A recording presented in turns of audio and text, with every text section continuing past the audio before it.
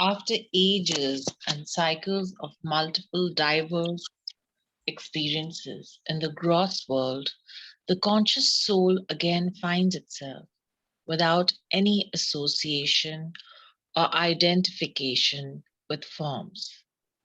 But the consciousness of the soul is now centered in the impressions of the most last species of worm form just shed. These impressions must necessarily be exhausted through experience, and to get experience, a suitable medium is necessary. Therefore, the consciousness of the soul, being centered in the impressions of the most last species of worm form, associates with an appropriate medium and tends the soul to identify itself with the most first species of fish form in order to experience and exhaust the impressions of the most last species of worm form. This most first species of fish form is nothing other than the consolidated mold of the impressions of the most last species of worm form.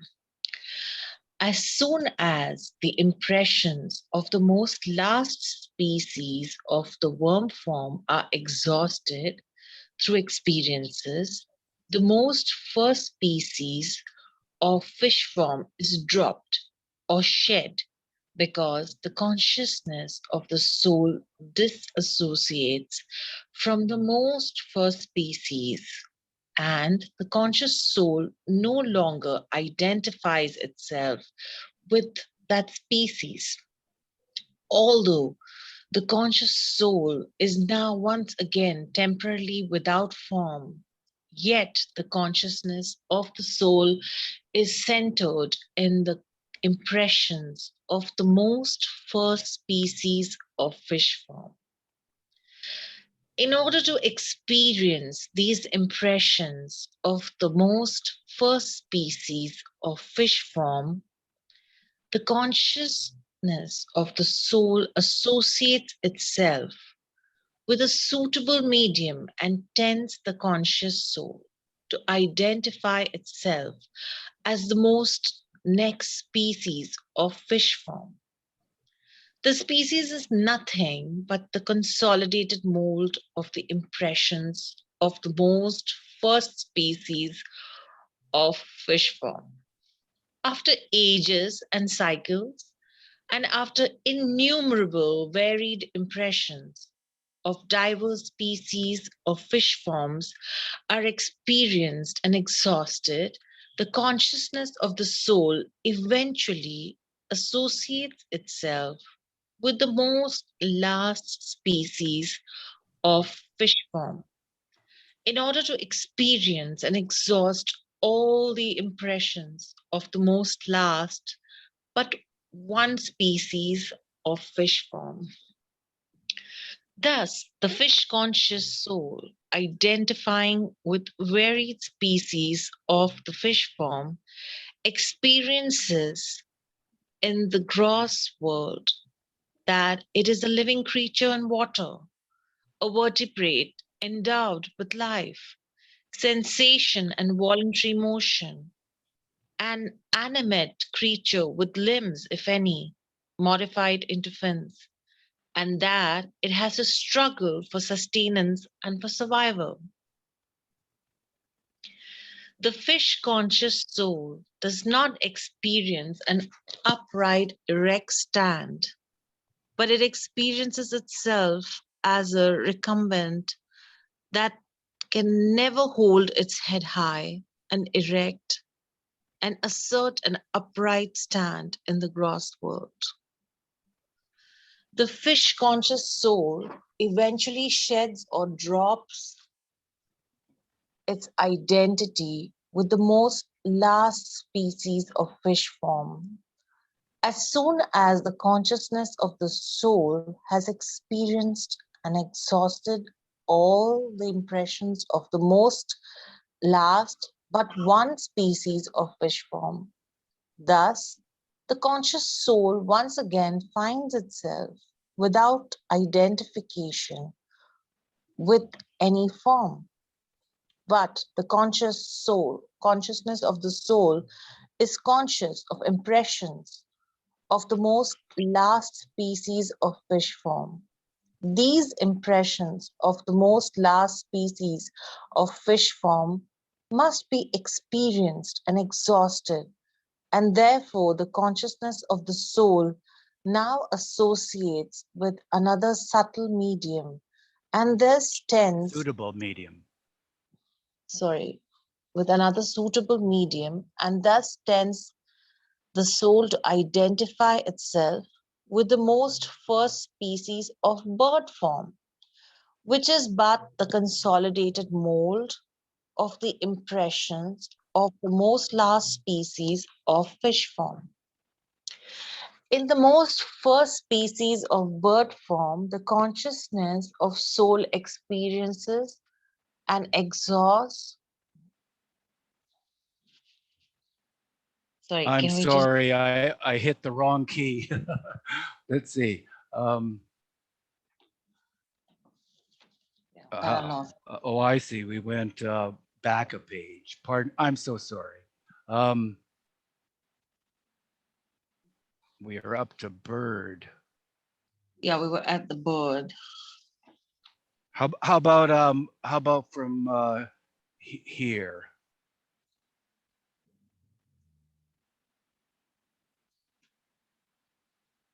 Okay, from here. Yeah, go ahead. Okay. In the most first species of bird form, the consciousness of the soul experiences and exhausts the impressions of the most last species of fish form. When all the impressions are thus exhausted, the consciousness of the soul disassociates itself from the most first species of bird form, and the conscious soul drops or sheds its identity with the most first species of bird form. That is, the most first species of bird form is dropped. The conscious soul is once again without form, but it has consciousness centered in the impressions of the most first species of bird form just dropped. These impressions must be experienced and exhausted, and therefore the consciousness of the soul automatically associates itself with the most next species of bird form and tends the conscious soul to identify itself with the most next species of bird form, which species is but the consolidated mold of the impressions of the most first species of bird form. On, ages after ages, and cycles after cycles, this chain of successive associations and disassociations with varied species of a particular form moves outwards steadily and Onwards, onward steadily. onward steadily and progressively, and gives out innumerable different impressions to be experienced by the conscious soul. Directly and indirectly, these associations and disassociations of the consciousness of soul are absolutely essential to keep the wheel of evolution of consciousness revolving. The evolution of gross forms is but a byproduct in the universal factory of evolution of consciousness. The bird conscious soul identifies with one species, then with the next, and then with the next species of bird form, one after the other in regular succession until all the species of bird form are associated and disassociated alternately by consciousness of the soul, while experiencing multifarious impressions in the gross world. And thus, the evolved consciousness of the conscious soul tends the soul to realize itself as bird in every species of bird form. Thou the soul is eternally without form and in the oversoul, yet the bird conscious soul consistently realizes that it is no other than a bird in the gross world experiencing bird impressions on earth, on water, and in air. It realizes itself as a feathered vertebrae capable of flying in air, and with the help of Sorry, I did the same thing, hit the wrong key. it's okay. Yeah. Um, Yeah, I got it. thanks. It it realizes itself as a feathered vertebrae capable of flying in air, and with the help of two legs, it maintains an erect stand. Thank you, Eventually, Mona. Thanks, Mona. Moving on to Marion. Unmute. There you go. Thank you. Eventually, after ages and cycles of experiences of varied species of bird form, the bird conscious soul sheds or drops the most last species of bird form as soon as the consciousness of the soul dissociates itself from the most last species of bird form. And the consciousness of the soul dissociates itself from the most last species of bird form as soon as the consciousness experiences and fully exhausts all the impressions of the most last but one species of bird form in the most last species of bird form. Again, the conscious soul experiences itself as being without any form for the time being, although the consciousness, evolved further and greater, is always there.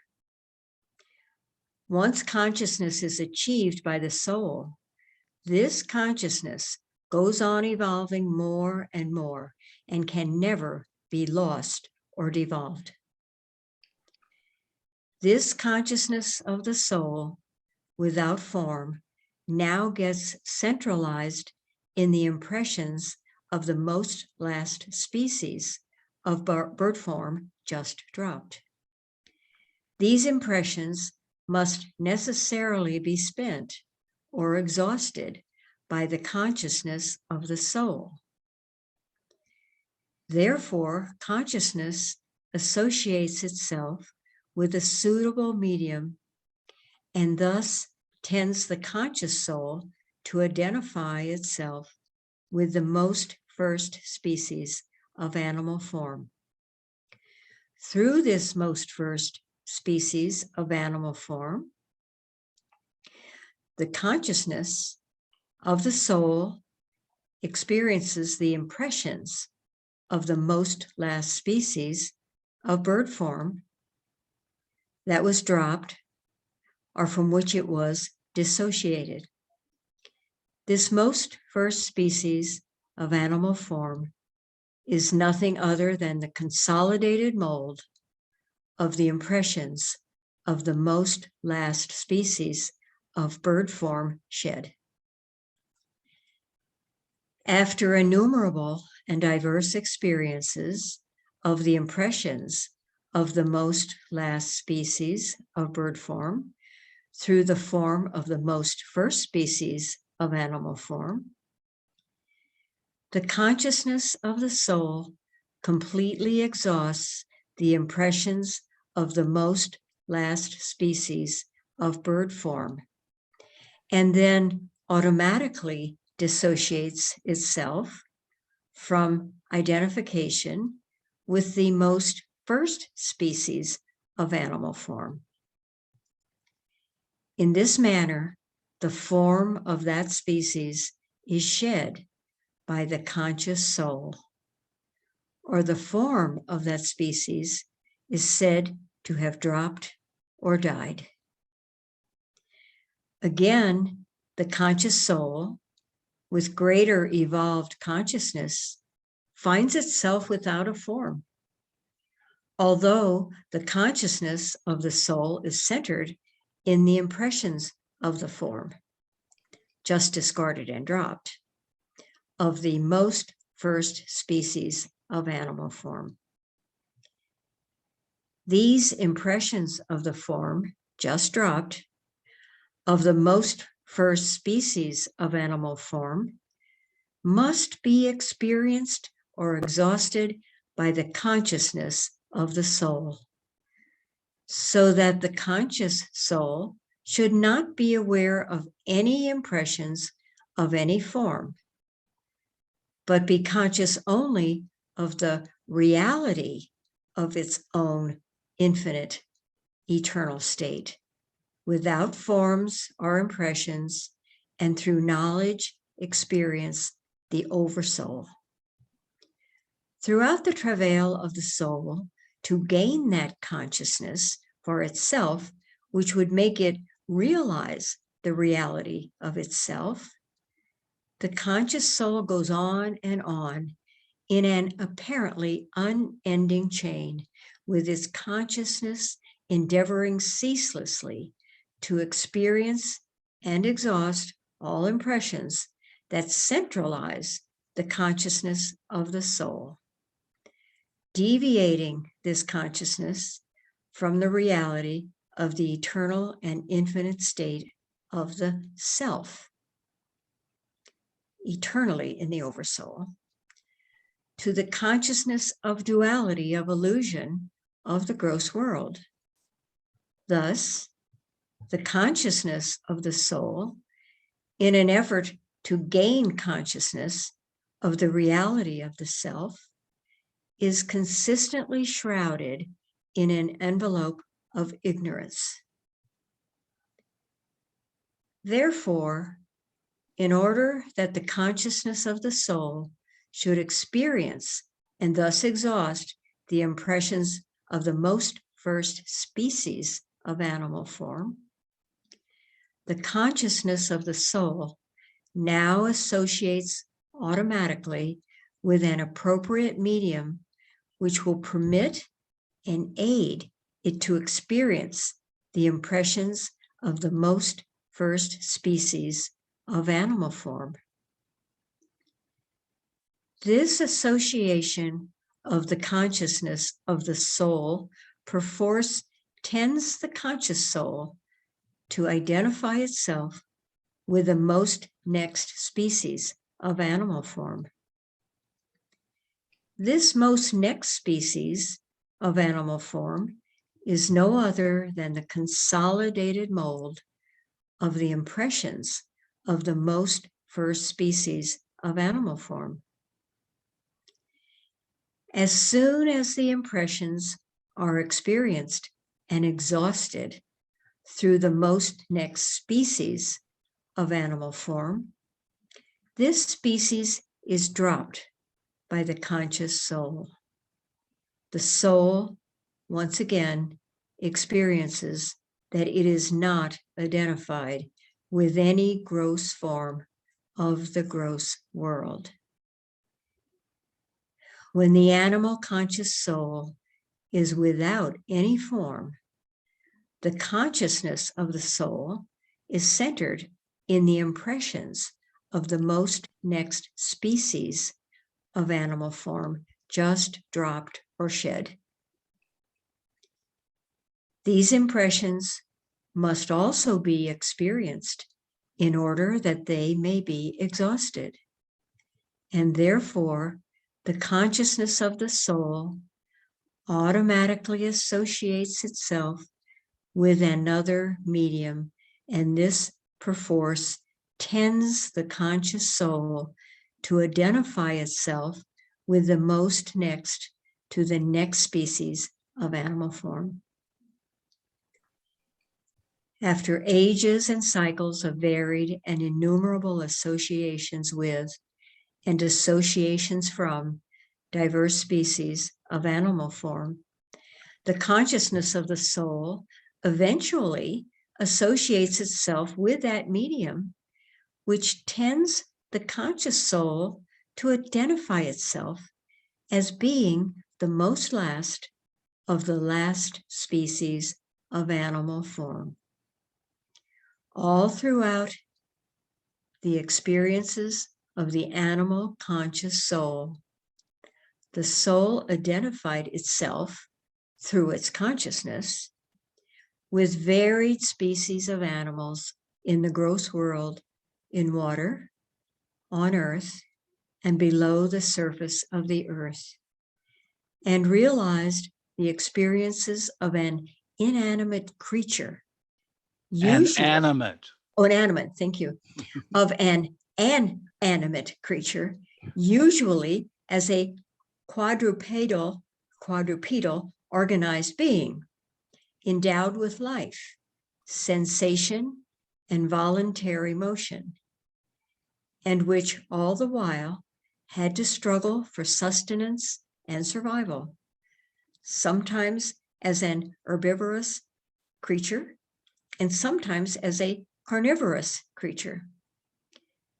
The animal form has no erect or upright posture and has a tendency to look down with drooping head. Apes, however, are the most evolved types of animals, and they tend to stand erect like human beings. Thanks, Marion. Ernie?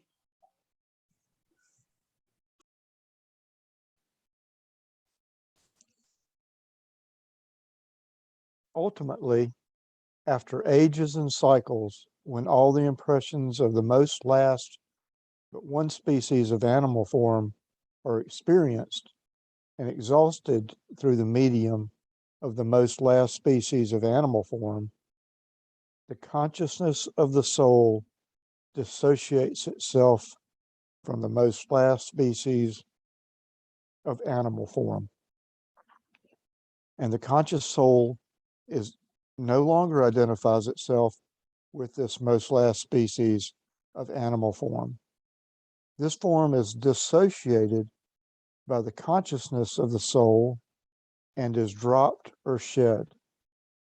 However, though the most last species of animal form is dropped or shed, the impressions of the most last species of animal form are left or retained, and the consciousness of the soul is centralized or focused on the impressions of the most last species of animal form.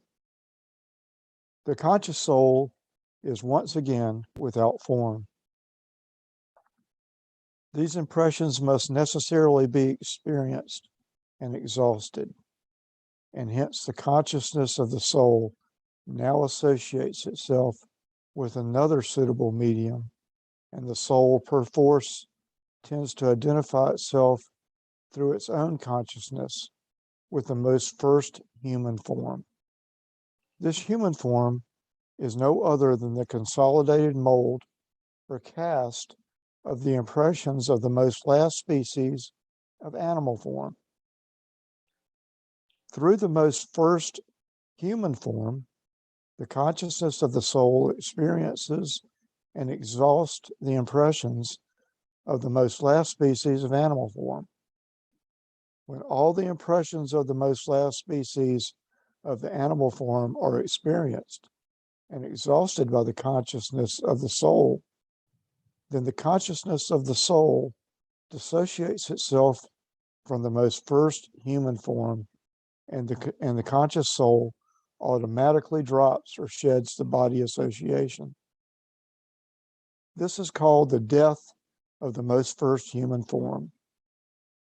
But the consciousness of the soul is now focused or centralized in the impressions of the most first human form, and the soul is now temporarily without a form. In order that the impressions of the most first human form may be experienced and exhausted, the consciousness of the soul associates itself with another appropriate medium, and the conscious soul is thereupon inclined to identify itself with the most next human form, which form is no other than the consolidated mold or cast of the impressions of the most first human form just dropped or shed. This identification of the conscious soul with the next form and those following is called the birth of a human being. As soon as the consciousness of the soul associates with the most first human form, the evolution of consciousness is full and complete. Asterisk or wait. Meher Baba maintains that such objects should no longer be left indefinite. Subjects. Oh, I'll start that one over. Meher Baba maintains that such subjects should no longer be left indefinite, although he concedes that belief or non-belief in evolution and reincarnation does not in any way hasten or impede man's spiritual progress. He tells us the spiritual significance of evolution and reincarnation in the following words. It is the evolutionary struggle that enables the soul to develop full consciousness as that in the human form, and the purpose having been achieved, the side issues or byproducts of evolutionary travel, the Nugush-i-Amal or sanskaras, have to be done away with, and while retaining the consciousness intact. The process of reincarnation, therefore, is to enable the soul to eliminate the sanskaras by passing through the furnace of pain and pleasure.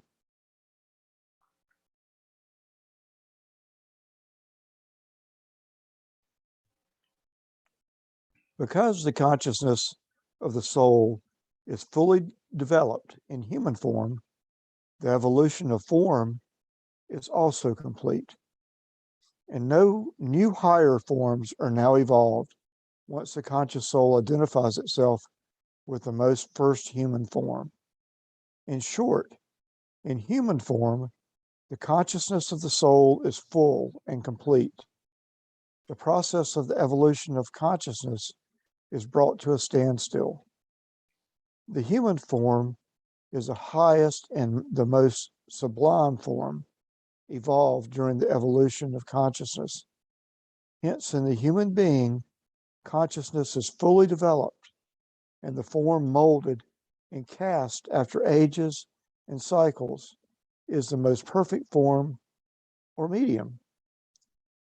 The consciousness of the soul, therefore, utilizes this perfect medium to experience and completely exhaust all impressions, so that the fully conscious soul becomes devoid of any impression whatsoever, and thus is able to realize its own real, eternal, and infinite state in the Oversoul.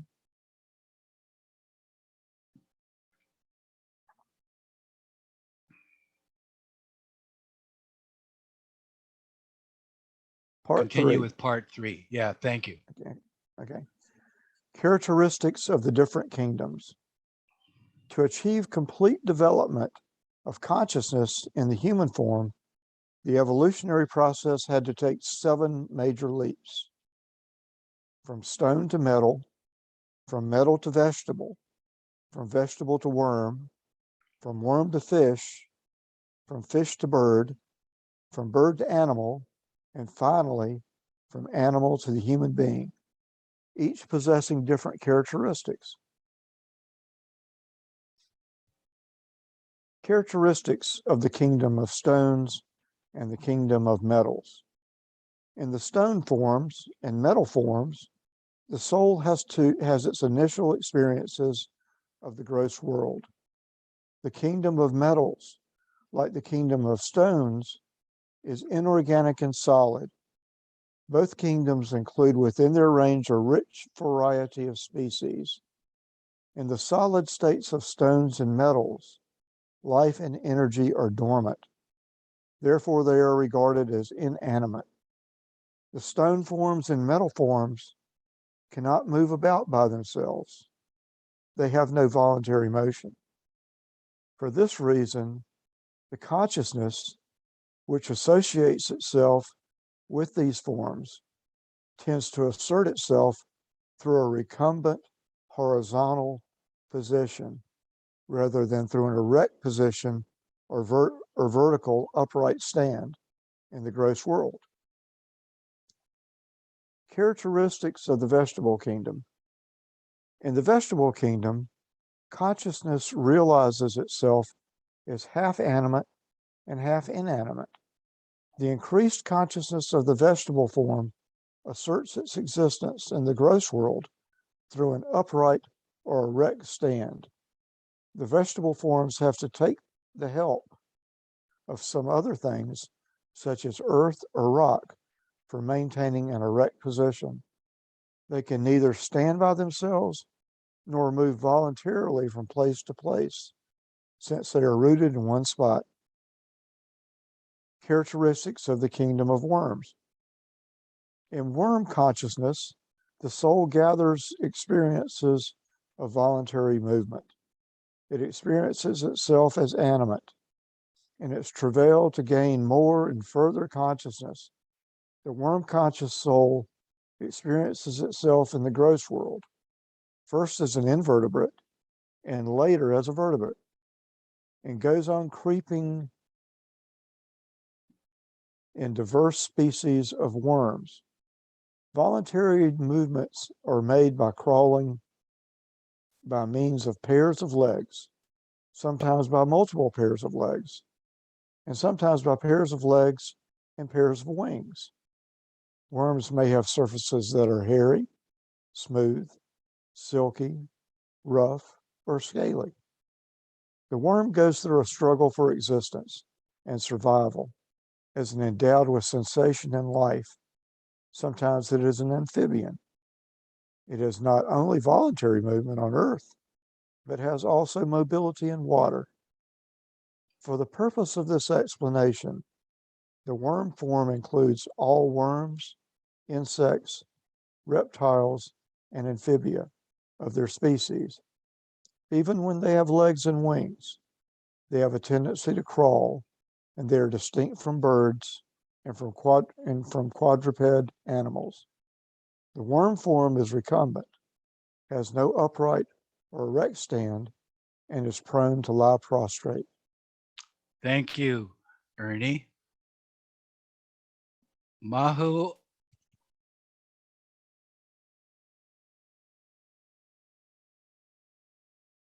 I think Mahu might be away from her computer right now, so I'll read. Characteristics of the kingdom of fish.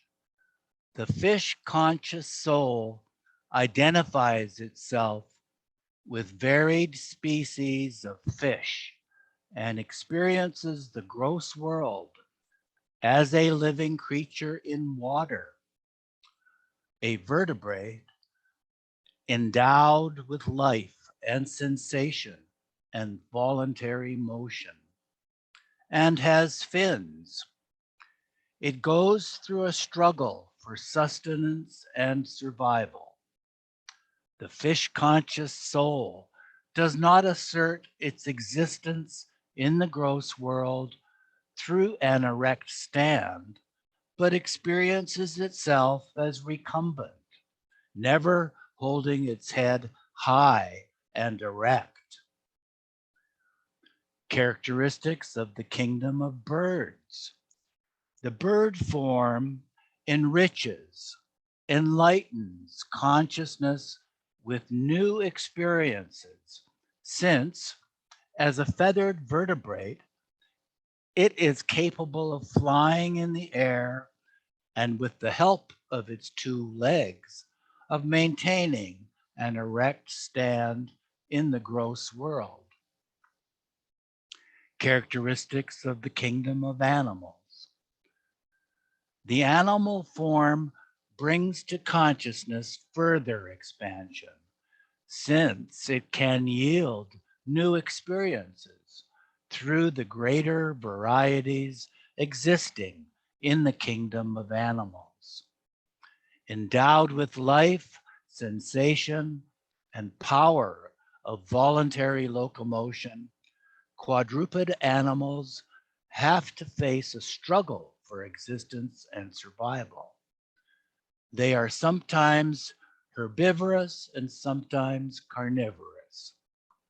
Animal consciousness does not assert its existence in the gross world through erect or upright posture, but has a tendency to look downwards with drooping head.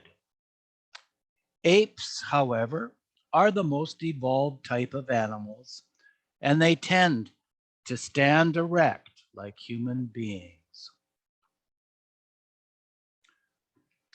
Characteristics of the kingdom of human beings. In the human form, the evolving consciousness of the soul attains its full development. The process of evolution of consciousness has its terminus in the human form. Here, consciousness is full and complete. When a human being is born, it can only lie prostrate, and it continues to experience this state for a fairly long period. But it soon expresses a tendency first to sit erect and then to stand erect. The fully evolved human consciousness of the soul eventually asserts its existence in the gross world through an upright position.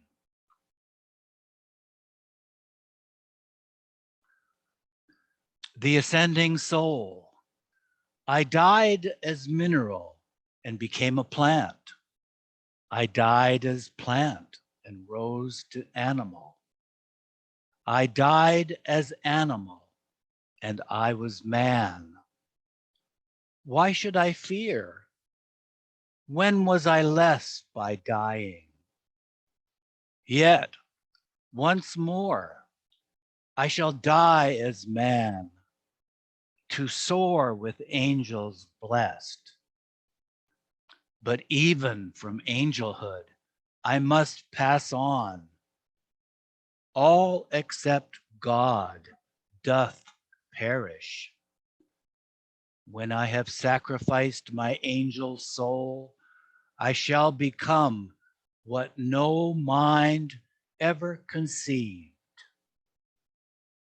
Oh, let me not exist, for non-existence proclaims in organ tones, to him we shall return.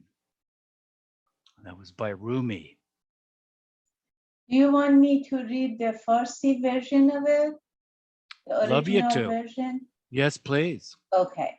So this is from Jalaluddin Rumi, and it's a very kind of remarkable known ghazal, which is in Farsi, Persian, and Urdu, mostly just mystical poetry comes in ghazal. So the Farsi version is از جمادی مردم و نامی شدم و از نما مردم به حیوان برزدم مردم از حیوانی و آدم شدم پس چه ترسم کی ز مردن کم شدم حمله دیگر بمیرم از بشر تا برآرم از ملائک حصر و سر بار دیگر از ملک قربان شوم آنچه اندر وحی ناید آن شود. Lovely. Very, very lovely. Part 4, reincarnation and the impressionless equipoise of consciousness. During the course of evolution of its consciousness, the soul, Atma, while consciously identifying itself with varied, finite, gross forms, was also simultaneously, though unconsciously, identifying itself with its finite, subtle form and its finite mental form, which associated with the soul in compact, homogeneous, unconscious alliance throughout the entire course of evolution of consciousness, right from the first urge. Although the soul frequently and consciously dissociated itself from the finite gross forms which acted as media to experience the impressions gained in the course of evolving greater and higher consciousness, the soul could never dissociate itself consciously or unconsciously, directly or indirectly, from its finite subtle form and its finite mental form. Mahu, could you continue? Yes. On the contrary, while the soul disassociated its identification with any one medium of finite gross form, it was the unconscious association of soul with its finite subtle form that fortified the soul, now without any gross medium, with finite energy, which is the driving force, to give a tendency to the consciousness of the soul towards identifying itself with the next medium of the next finite gross form, in order to experience the impressions of the last disassociated finite gross form retained and reflected by the finite mental form of this soul.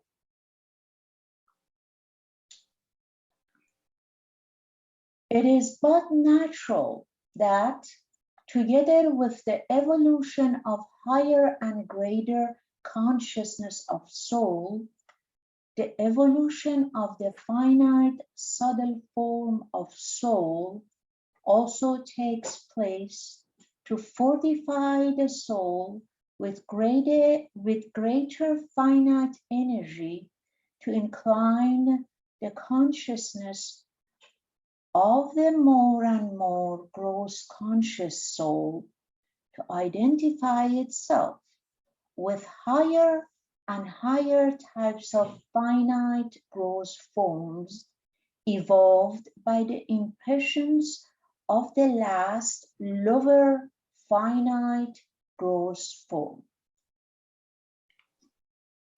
Similarly, the evolution of the finite mental form of the soul also takes place simultaneously to accommodate, retain, and reflect the increasingly innumerable varied impressions gained and gathered by the evolution of greater and greater consciousness of the soul.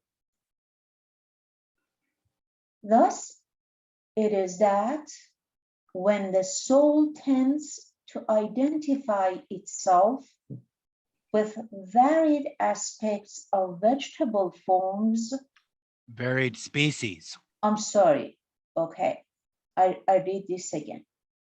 Thus, it is that when the soul tends to identify itself with varied species of vegetable forms, the evolved finite subtle form and the evolved finite mental form of the soul begin to show greater and visible signs of the soul's association with its much evolved finite subtle form and finite mental form in the shape of varied, rapid cycles of changes taking place in vegetable forms, and also in the shape of vegetable forms showing first signs of peculiar, varied, and meaningful tendencies of self-preservation and survival of the fittest. In the worm, bird, and fish forms, this tendency of the finite mental form of the soul is translated gradually and steadily into the shape of instinct, until in the animal form, this instinct is fully manifested as one of the finite aspects of the finite mental form of the soul. Gradually, this instinct is further and completely transformed into intellect. Intellect, this being the highest finite aspect of manifestation of the mental form in the human form of the gross conscious human soul experiencing the gross world. So it is that only in human form are the subtle body and the mental body fully developed. Wherefore, the soul, associating itself consciously with human form, is, so to speak, fully equipped with a human body, subtle body, and mental body, together with full consciousness of the gross. Although the soul has gained consciousness in human form and thus experiences the gross world, yet the gross conscious human soul is unconscious of the subtle body and so cannot experience the subtle world. It is also unconscious of the mental body and thus cannot experience the mental world. Even though the soul has only gross consciousness and is unconscious of the subtle and mental, it does work through the subtle and mental bodies, although indirectly on the gross plane. Even though the gross conscious human soul is unconscious of its subtle and mental bodies and their respective subtle and mental worlds, and therefore does not realize the energy of the subtle and the mind of the mental, yet it can use energy through various gross aspects of energy, such as nuclear energy. And it can use mind through various gross aspects of mind, such as desires, emotions, and thoughts. Of these, desires are the predominant aspect of the mind. So this soul now fully grows conscious of the first most human gross form and is still unconscious of the subtle and mental. experiences in the gross world, the impressions of the last most animal gross form disassociated or dropped. When all the impressions of the last most animal gross form are exhausted, it is but natural that the first most human gross form is disassociated from the soul. This experience of the soul is universally termed the death of the human being. As explained previously, although this soul is disassociated from the first most human gross form, it is never disassociated it is never disassociated from its subtle or its mental forms or bodies. It was also previously explained that though the soul is disassociated from its first most human gross form, the soul retains and experiences through the subtle and mental bodies the impressions of the dropped or disassociated first most human form. And the soul again associates itself with the next most human form to experience the impressions of the previous human form dropped. In fact, the next most human form is nothing but the consolidated mold of the past impressions retained of the previous body or form that disassociated from the soul.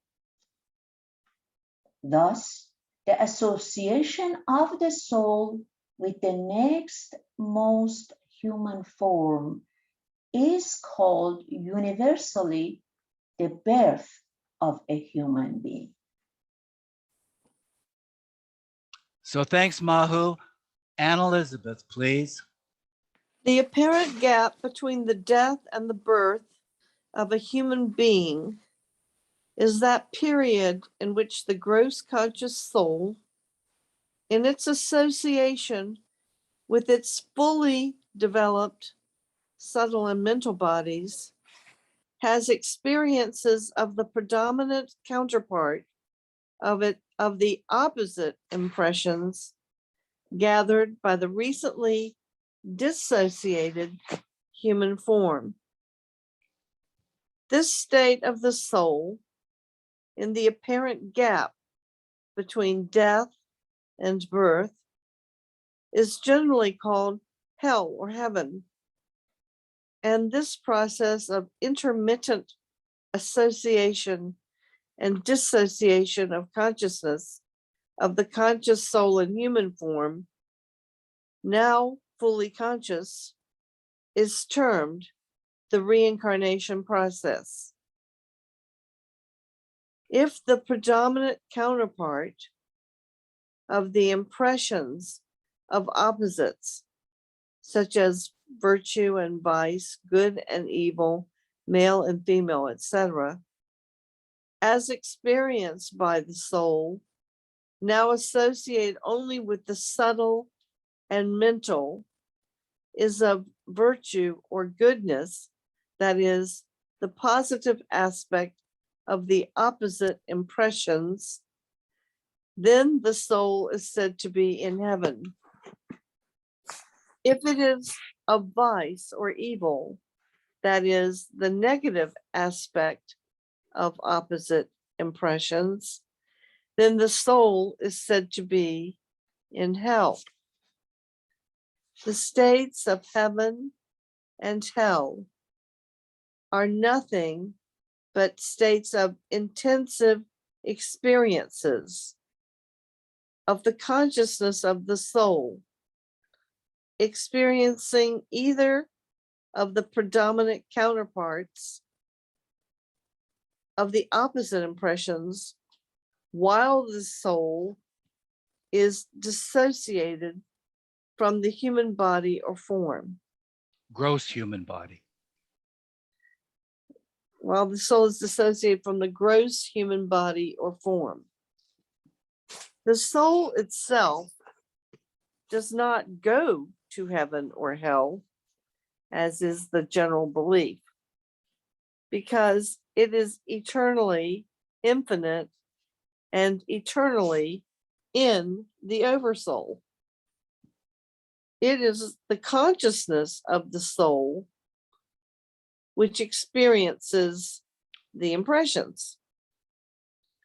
As soon as the predominant counterpart of impressions is experienced and exhausted, and just when equilibrium is about to be maintained between the opposites of impressions of the last human form that was dropped, at this juncture, the soul automatically associates with the next most human form, molded of the consolidated impressions of opposites, which were about to be in a state of equilibrium.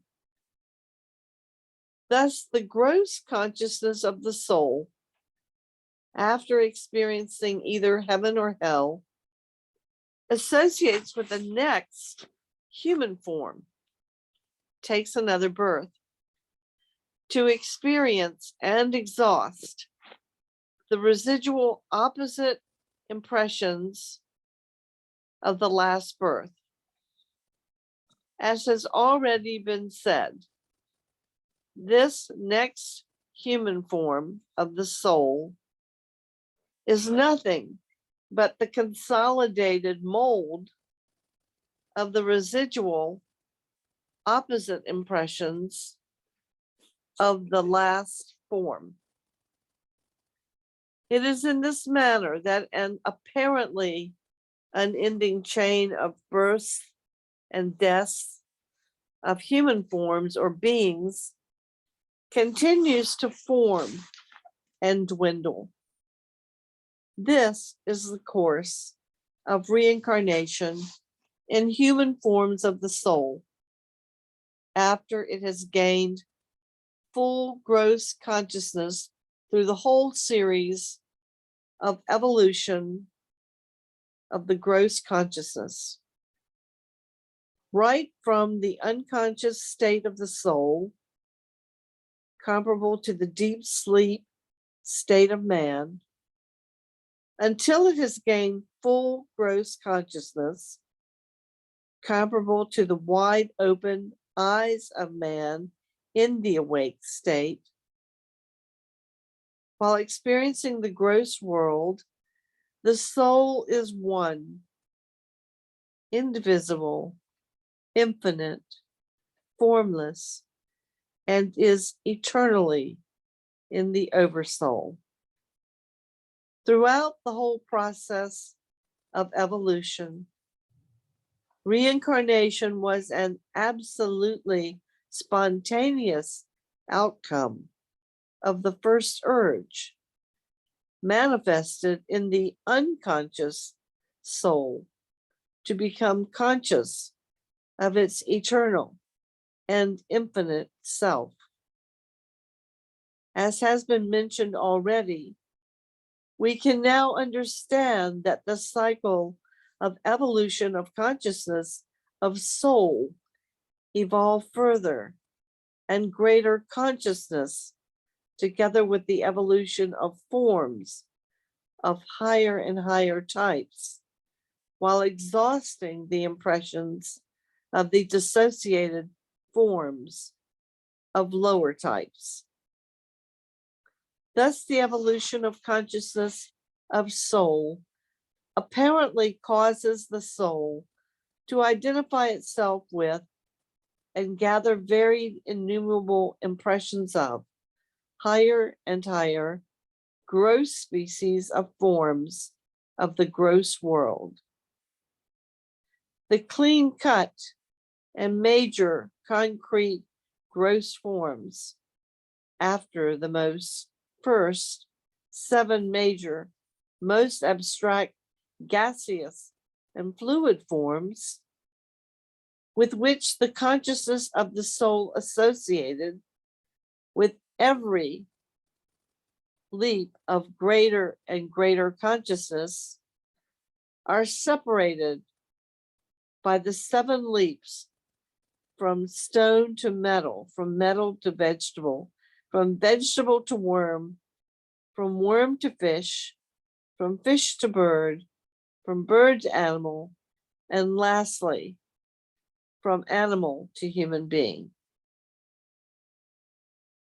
The most finite first impression of the first urge gave to the unconscious soul the most finite first consciousness.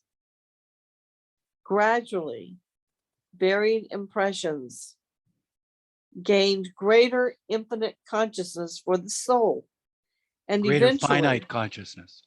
Sorry. gradually varied impressions gained greater finite consciousness for the soul, and eventually the evolution of consciousness was complete when the soul identified itself with the most first human form. In human form, the soul achieves full and complete consciousness.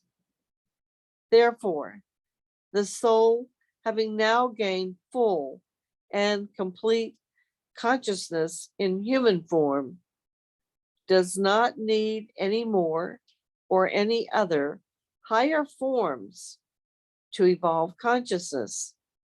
This consciousness is full and complete. Though this soul has gained full and complete consciousness, it is still not at all conscious of itself as one, indivisible, eternal, and infinite, and does not experience infinite knowledge, power, and bliss. But it is only fully conscious of its identity with human form and its varied aspects, and experiences the gross world in full. Thank you, Anne Elizabeth. We'll continue from here next week. Thank you very much.